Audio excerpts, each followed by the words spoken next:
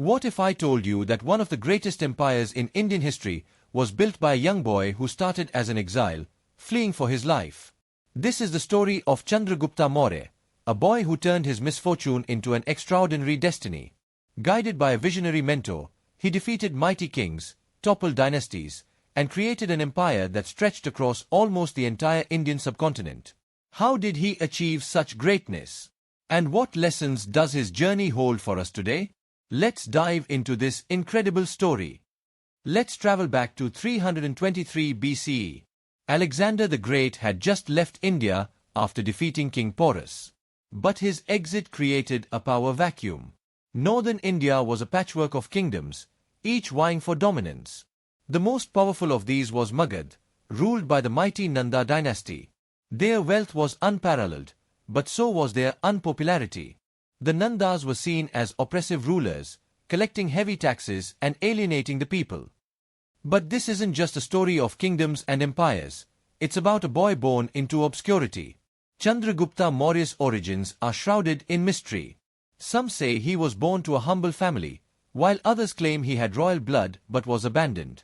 What we do know is that his early life was far from easy. As the story goes, Chandragupta's life changed forever when he met Chanakya, a brilliant Brahman scholar and strategist. Chanakya had his own reasons for overthrowing the Nanda dynasty. Insulted by the Nanda king, he vowed revenge and sought a capable ally to execute his grand vision. That ally was none other than Chandragupta.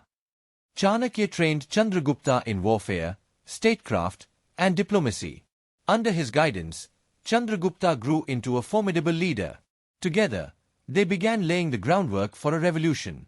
But revolutions aren't built overnight. They require patience, planning, and alliances. The first attempt to overthrow the Nandas was a failure.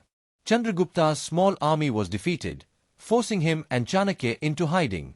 But instead of giving up, they regrouped and refined their strategy.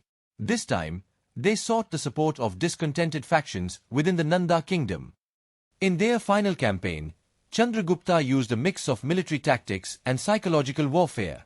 One story tells of how Chanakya poisoned the Nanda king's water supply, while Chandragupta's forces laid siege to the capital city of Patliputra. After months of relentless pressure, the Nanda dynasty fell, and Chandragupta ascended the throne. With the Nandas defeated, Chandragupta didn't stop.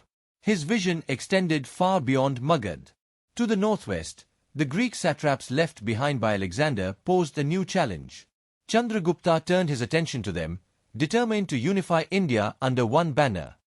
In 305 BCE, Chandragupta faced Seleucus Nicator, one of Alexander's former generals. The two clashed in a series of battles, but eventually, a treaty was signed. Chandragupta married Seleucus's daughter, and in return, Seleucus ceded vast territories to the Mauryan Empire.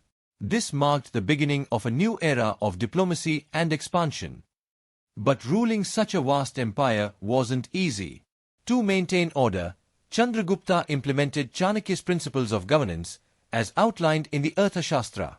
The empire was divided into provinces, each governed by trusted officials.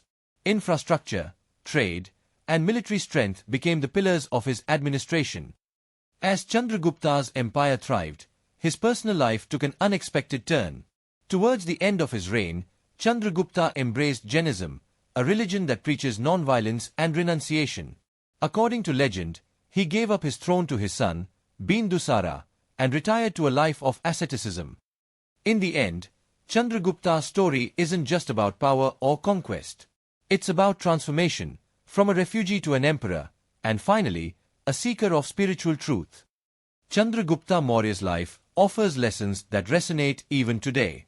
His rise reminds us of the power of resilience and the importance of having a vision.